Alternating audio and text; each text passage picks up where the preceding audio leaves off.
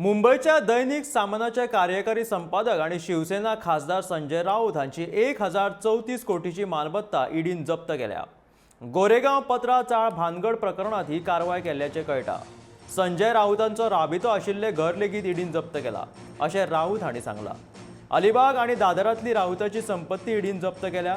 अलिबागातले 8 plots आणि दादरातलो राबितो आशिल्लो फ्लॅट ईडीन जप्त केल्याचे कळटा।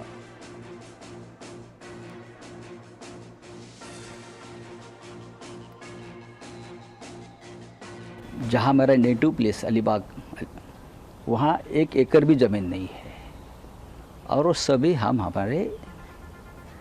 हमारे मेहनत की कमाई से लिया हुआ उस वक्त 2009 का है। अब ये जो केंद्रीय जांच एजेंसी को लगता है ये कोई मनी लॉन्ड्रिंग है।